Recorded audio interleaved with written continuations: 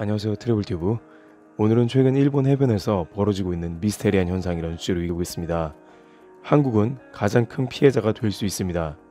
현재 일본 해변에서 원인을 알 수 없는 현상이 발생하여 일본 당국을 긴장시키고 있습니다. 문제는 이것으로 인해 일본 내부에서도 공포감에 휩싸이는 등 처음 있는 일로 문제가 굉장히 심각하다고 하는데요. 일본 미해현 일대의 아고만에서 진주족의 80% 이상이 대량 폐사한 것입니다.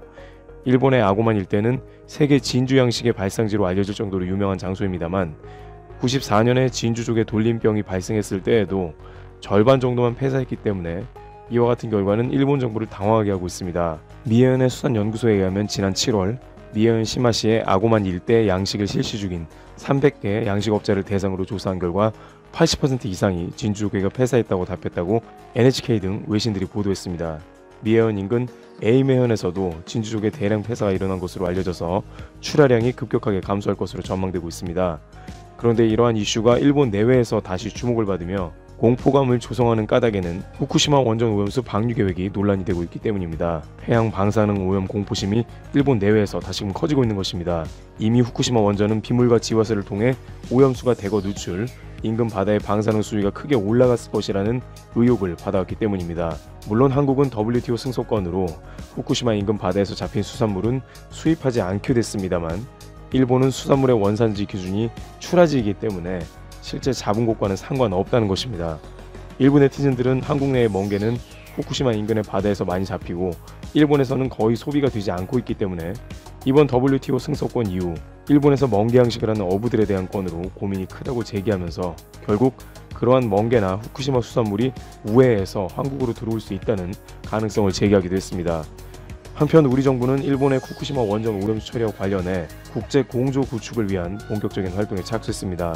한국만 혼자서 일본에 대응하는 것은 비효율적이기 때문에 국제 여론을 형성해 일본의 안전한 오염수 처리를 요구한다는 방침입니다. 오염수는 방출한 다음 1년 뒤에 한국에 도달하게 되는데 그 전에 태평양 전체를 한 바퀴 돌기 때문에 당장 하와이나 미 서부 해안도 영향권이므로 미국에도 이러한 사항을 적극 어필해야 한다는 의견도 제기되고 있습니다.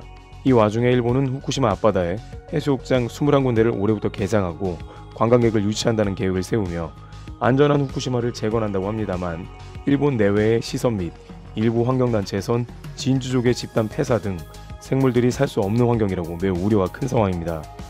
앞으로 한국에 유통되는 일본의 수산물들이 제대로 검역되고 방사능 수치가 정밀하게 측정돼야 할 것이라는 의견이 그 어느 때보다도 강하게 제기되고 있는 상황입니다.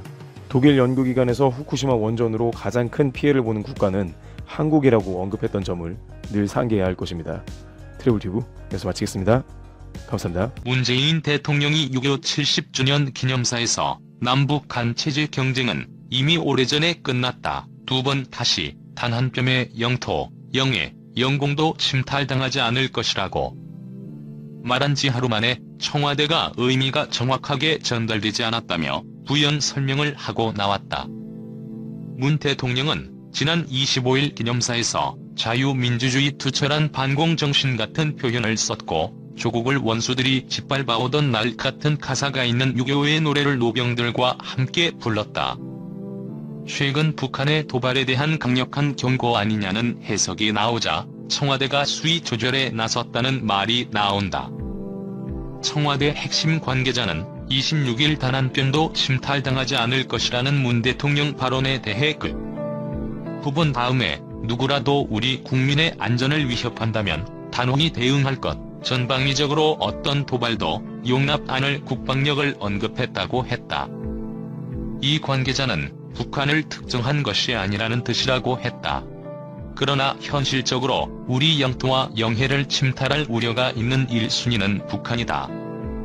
청와대의 부연 설명은 북한을 자극하지 않겠다는 의도로 해석된다. 문 대통령은 야당 대표 때부터 대북유화 정책 기조를 바꾼 적은 없다. 그러나 북의 도발이나 안보 문제로 정치적 공격을 당할 때 강경 발언을 자주 했다. 문 대통령은 2017년 4월 대선 후보 때 한반도에 또다시 참화가 벌어진다면 나부터 총을 들고 나설 것이라며 김정은 정권이 자멸의 길로 가지 말 것을 경고한다고 했다. 문 대통령은 북한이 미사일 도발을 자주 했던 2017년 9월에는 푸틴 러시아 대통령을 만나 북에 대한 원유 공급을 중단하는 것이 부득이한 만큼 러시아도 적극 협조해달라고 했다.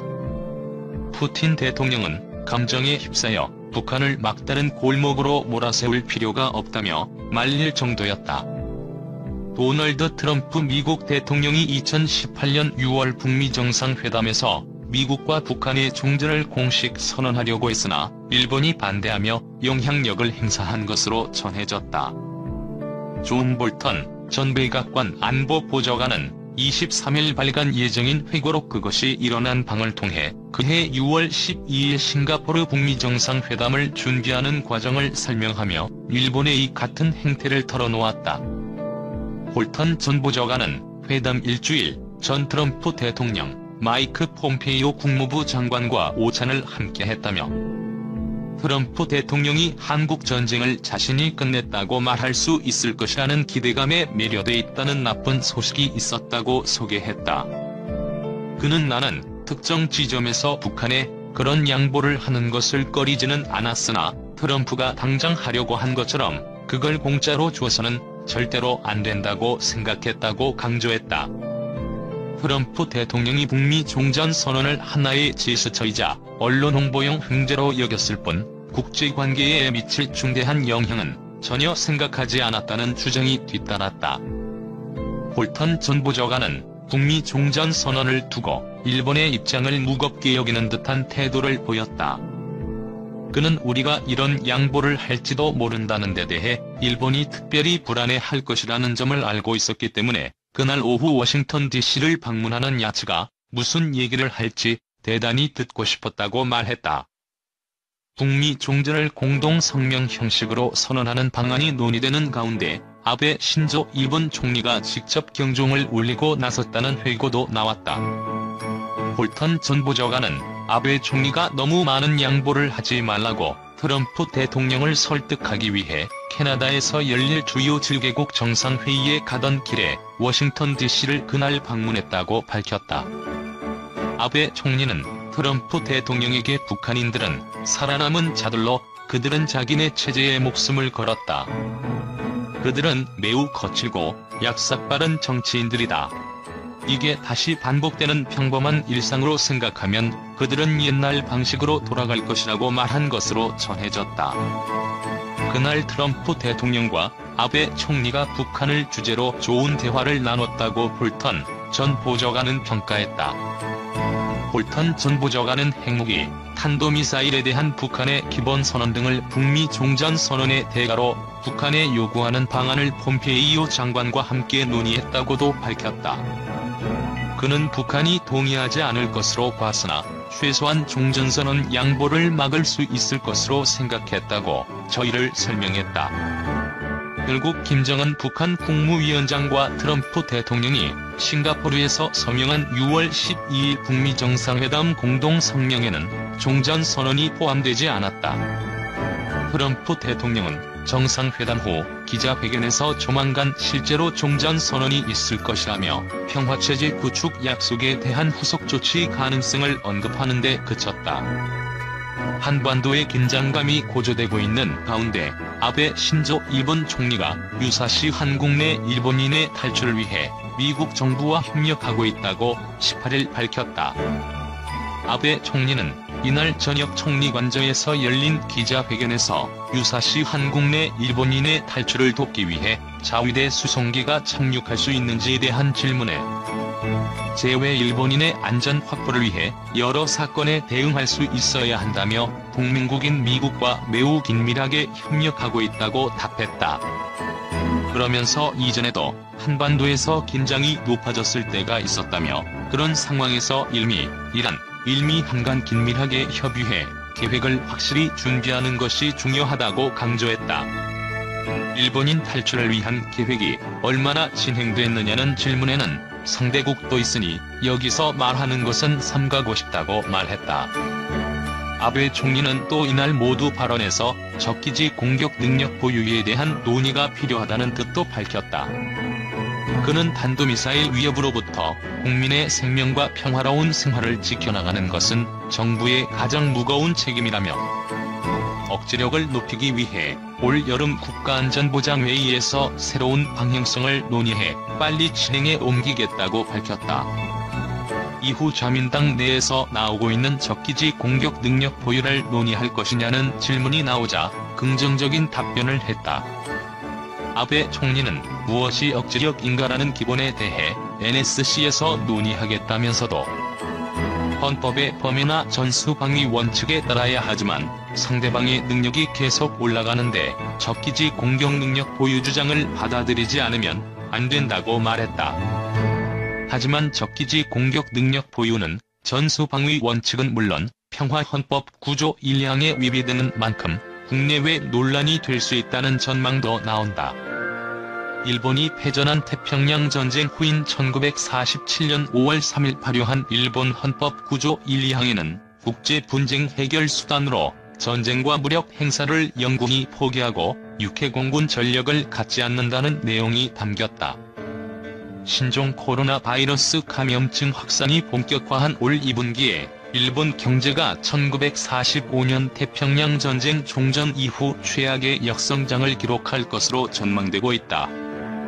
산케이 신문이 지난달 17일부터 이달 1일까지 일본 민간 경제 전문가 27명에게 의견을 물어 4일 보도한 내용에 따르면 올 2분기 일본의 실질 국내 총생산은 전분기와 비교해 21.8% 격감할 것으로 평균적으로 예상됐다. 이 예상치는 리먼 쇼크로 불리는 세계 금융위기 당시인 2009년 1분기에 기록된 마이너스 17.8%를 뛰어넘는 것이다.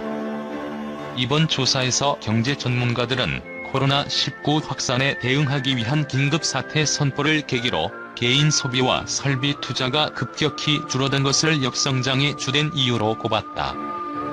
일본 정부는 지난달 7일 코로나19 확진자가 많이 발생한 도쿄 등 전국 7개 광역지역에 1차로 사회, 경제 활동을 억제하기 위한 긴급사태를 선포한 데 이어 같은 달 16일 이를 전국으로 확대했다. 아베 신조 총리는 긴급사태 발령에도 코로나19가 종식될 기미를 보이지 않음에 따라 애초 이달 6일까지로 잡았던 유효기간을 이달 말까지 연장하기로 했다. 산케이의 이번 조사에서 긴급사태 선포 기간이 겹치는 올 2분기의 일본 경제 성장률이 최대 42.0%의 폭으로 떨어질 수 있다고 예측하는 경제 전문가도 있었다. 가장 낙관적으로 전망한 전문가가 9.8%의 감소폭을 제시했다. 산케이는 거의 모든 전문가가 경제 역성장의 요인으로 긴급사태 선언에 따른 외출 자제로 개인 소비가 급감한 점을 들었다면서 1개월가량 긴급사태가 연장될 경우 개인 소비 지출이 19조 5천억 엔 정도 위축되는 효과가 나타날 것이라는 의견도 나왔다고 소개했다. 이밖에 전문가들은 수출 및 방일 외국인 감소, 기업 실적 및 자금 사정 악화에 따른 설비 투자 감소를 올 2분기 일본 GDP를 떨어뜨릴 요인으로 거론했다. 대다수 전문가들은 올해 후반으로 갈수록 일본 경제가 서서히 회복할 것으로 예상했다. 그러나 긴급사태가 해제되더라도 일부 경제 주체들이 감염을 우려해 스스로 방어적 행동을 할 것이기 때문에 급속한 회복을 기대하기 어려울 것이라는 의견도 있었다. 한편 코로나19 확산 영향으로 통상 5월에 집중되는 일본 상장 기업들의 작년도 결산 실적 발표가 무더기로 연기되고 있다. 도쿄증권거래소 집계에 따르면 올 3월 결산 상장사 가운데 지난달 말까지 결산 실적 발표를 미루거나 발표 일정을 잡지 못한 기업이 392곳으로 전체의 16%를 차지했다. 이는 코로나19 영향으로 대다수 기업의 회계 담당자가 재택 근무를 하는 상황에서 해외 자회사의 휴업 등으로 결산 관련 자료를 집계하는 일에 차질이 빚어지고 있기 때문이다. 이와 관련 NHK 방송은 일본 정부가 긴급사태를 이달 말까지로 연장하면 결산 집계가 더 늦어질 수밖에 없는 상황이어서 결산 발표를 미루는 기업이 더 늘어날 것으로 전망했다.